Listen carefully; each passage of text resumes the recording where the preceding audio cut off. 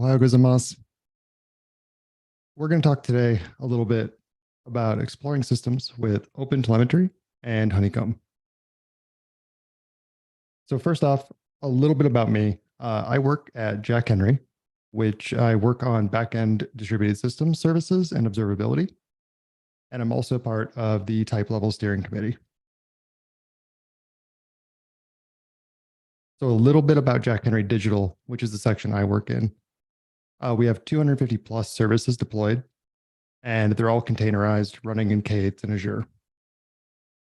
Our services are in Scala, Node.js, Go, C#, and even more. So we're talking across boundaries, across language, and then a lot of third parties as well.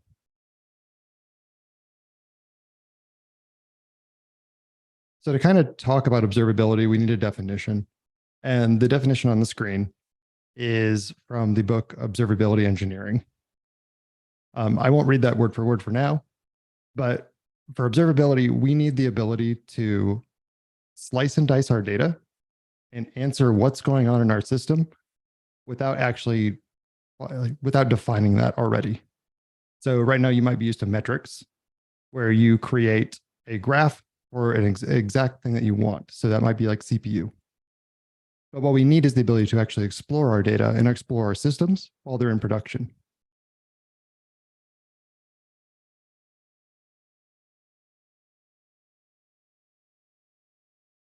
So first, we kind of need to talk about traditional monitoring.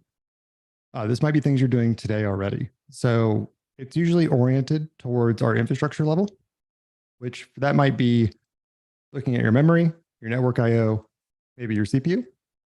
And it's optimized for reporting on these unknown conditions, but known failure modes.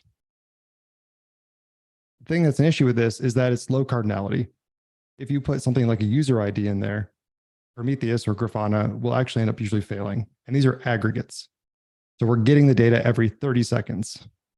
We don't have the actual ability to see the actual request of what's going on.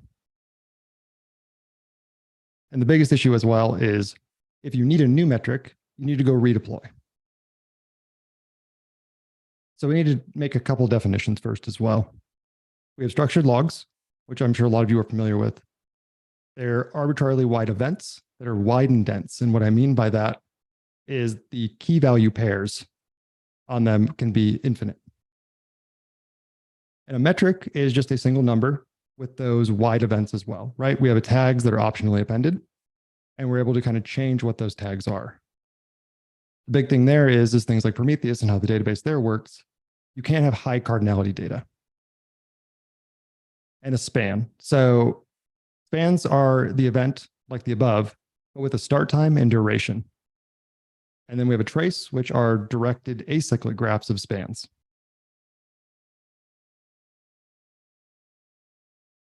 So our metrics are really good for known problems. We know that the CPU being above 100% is going to cause an issue. But these dashboards, they're a poor choice for actually discovering new problems. And their aggregated and average views don't actually allow us to see what the single request is. Or for example, if we have a P99 of 1 second, what users or what set of users are getting that P99? So each metric is really requiring foresight into what we want.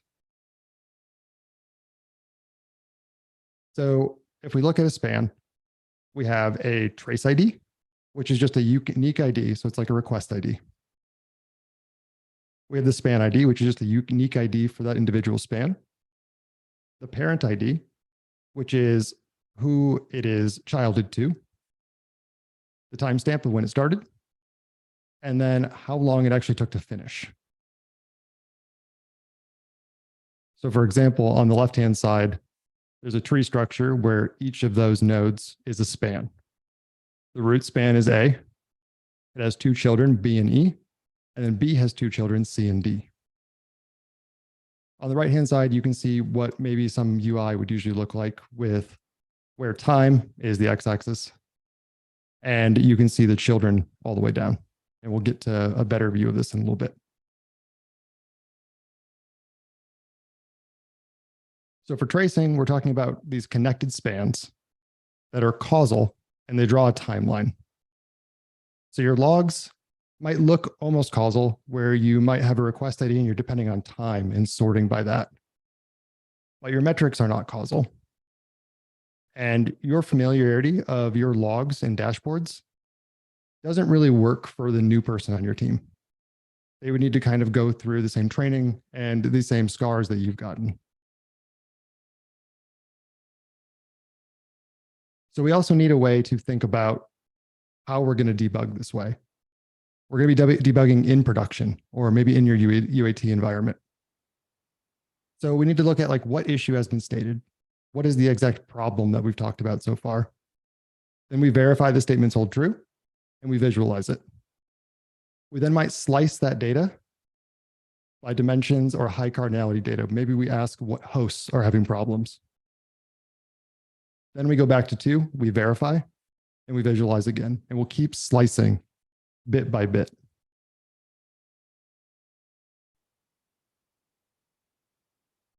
So talks about OpenTelemetry, but we haven't talked about it yet. OpenTelemetry is a protocol that allows us to create traces, spans, and logs and send it to any vendor we want. I'm going to be talking about Honeycomb for traces, but vendors like Datadog, Jaeger, which is an open source alternative as well, all can take in this type of data. Our tracers that OpenTelemetry provides will keep track of which span is the active span. And we also need context propagation, which is going to be the underlying mechanism to where we have 2 services, whether they're in Scala, whether they're in Go and Scala, and how they know which span it's coming from.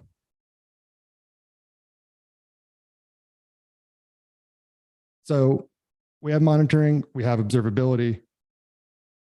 These aggregate measurements that we're getting from our original monitoring tools are a bit too coarse and they can't be decomposed. We know that the P99 is 2 seconds, but we don't exactly know who or maybe even why. And we need the observability for viewing that single request. We want to say, hey, the P99 is 1 second, but I want to be able to dive into what is that user actually seeing? And I'm not saying don't use monitoring tools, don't use metrics, because we still need those because our system level resources are exactly that. So here we have a little bit of code that's going to be instrumented with OTel4S, which is part of the type level ecosystem. It's just a wrapper around the OpenTelemetry Java client.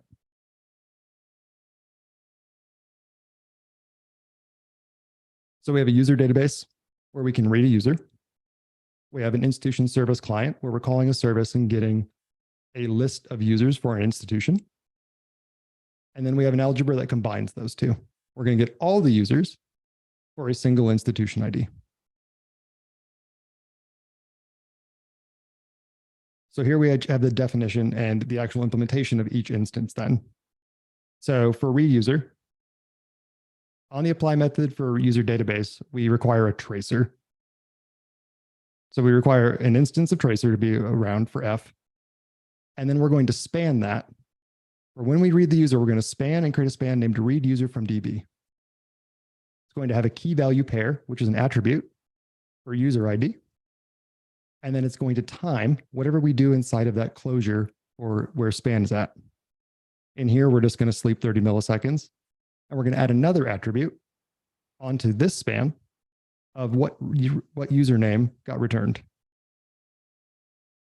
Institution service client's going to look very familiar as well. We're going to span around whatever we're going to do, which is going to be calling another service. And here we're just mocking it out with a sleep as well. And then for our user IDs algebra, we are going to do get all users for institution. We're going to create a new span, which is called get users for institution. We're going to call the institution service get user IDs with our institution ID. That's going to end up creating spans for get user ID from institution service. And then we're going to flat map over that. And we're going to do it in parallel by getting all of the actual user information for those user IDs. So what we should see is a span and then a child span for get user IDs from institution service, and then multiple spans for read user from database.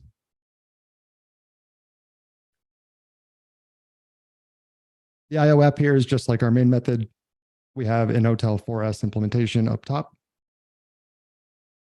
And then we create a tracer so that it will keep track of what's our current trace that we're doing, as well as sending those off. We have a resource that will kind of emulate doing some things at startup. We will have a resource span called startup then, and then we will child off of that.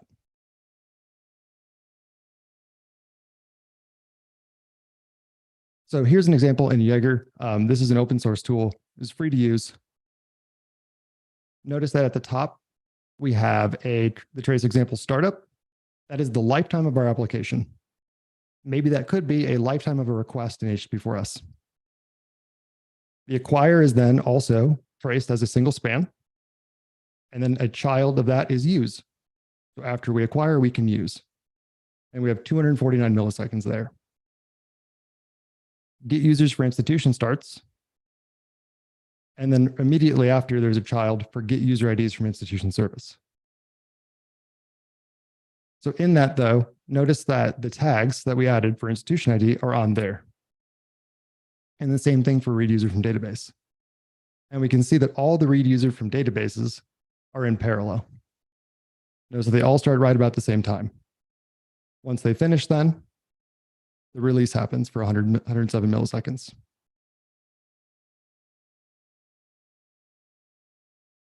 So I'm going to step one step back now, and we're going to look at the UAT for Jack Henry and look at Honeycomb and how it allows us to kind of slice and dice this data, dealing with our traces and spans.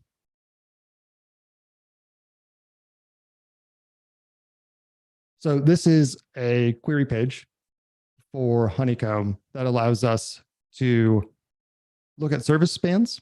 And here we're talking about our Node API gateway. So Node API gateway is the gateway service that does most of our auth. And we're saying that we want to look at only spans that have Node API gateway, and the span kind is equal to server. There are other span kinds like client, which would be the ones for your HTTP clients, or maybe internal, where you're actually spanning methods that you have. On the left-hand side, you can see that we're doing count. These are just visualizations. So count, you can pretty much ignore. It's just the number of spans. The heat map is what you might be used to in metrics, where it's actually taking all of the spans it's finding and creating a heat map over them, or the duration of how long it's taking. And the same thing for your P99s. The one thing we haven't talked about, though, is the sanitized URL that we're splitting on. So we sanitize all of our URLs and make them a key in part of those key value pairs on each span. So we're able to split like this, and you can get a graph for each one. But what if we actually wanted to look at status code? And this is a normal thing that we should be doing. We should be exploring our services as they're in production. So now we're grouping by sanitized URL as well as status code. And notice down here, we have now split it so we can see each one. And as we go down, you can see that the 401s look a little bit different than our 200s and so on. But maybe we just want to look at all the durations that are greater than 100 milliseconds. So we're able to actually filter everything that we want like that then.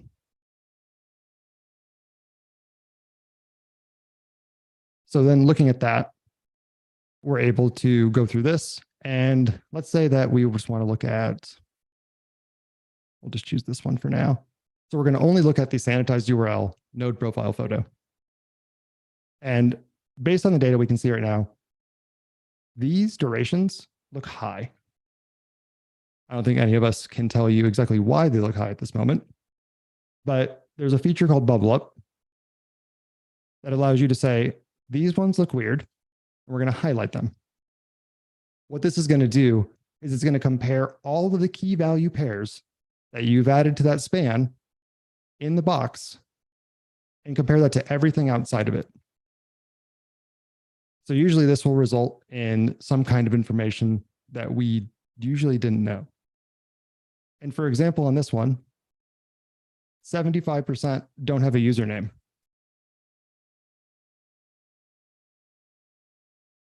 And a single user ID is 50% of these failures or these high durations.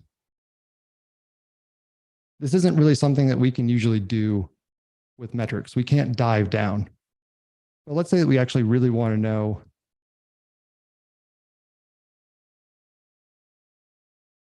exactly what that user was seeing.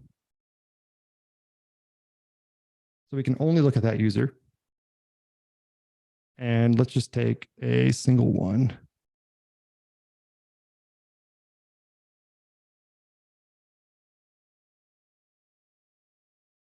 And now we can see that parent-child relationship and exactly how long each of these things took.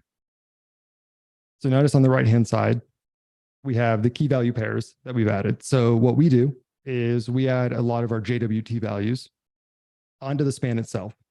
And that's done through a library. So a lot of our Scala services, our Node services, and Go services don't need to worry about it. And we can see that we have a child here, which is going to a client, and we call a service called Bano users. And it looks like Bano users is actually quite fast. But we get back to the Node API gateway, and we're missing some time in here. So we're missing 5 seconds. And maybe that's a place that we need to go look at that point. The big thing here is that we're actually able to go from the high level point. We had a slow user base, and we can split on things. Maybe a certain host is slow, or maybe a certain institution, or a certain user base. And we can go all the way down, and we can get to this point now where I can tell you on this exact request how slow exactly things were. This all ends up then feeding into things like triggers, where not only are you're probably used to PagerDuty right now, where your metrics for your services, maybe you say P99 is above 150 milliseconds, I should get pinged, if they last for over 5 minutes. But what if you could do that and also dive directly into all of the ones that were greater than that and look at all of this, or use Bubble Up to see what's so different about those? And one of the last things then too is you can make SLOs, which is defining whether your services are up or down based on this. And with the granular data, we can find out just how up we are.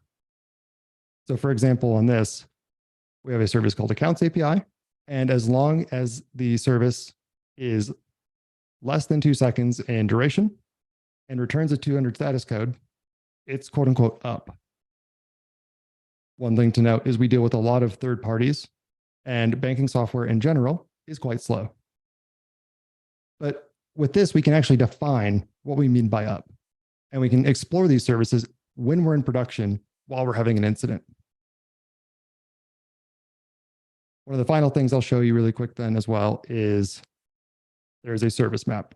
This will look like spaghetti, but you can hone this down and see where everything connects and where things are actually slow. These will get thicker or more connected, and you can see like what the latencies are between certain services.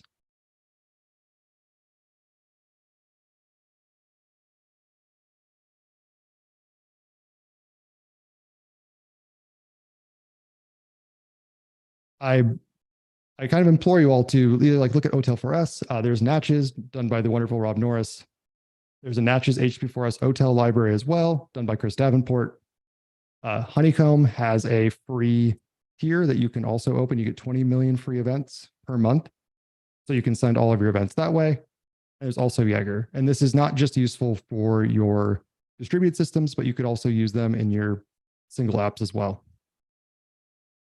Thank you.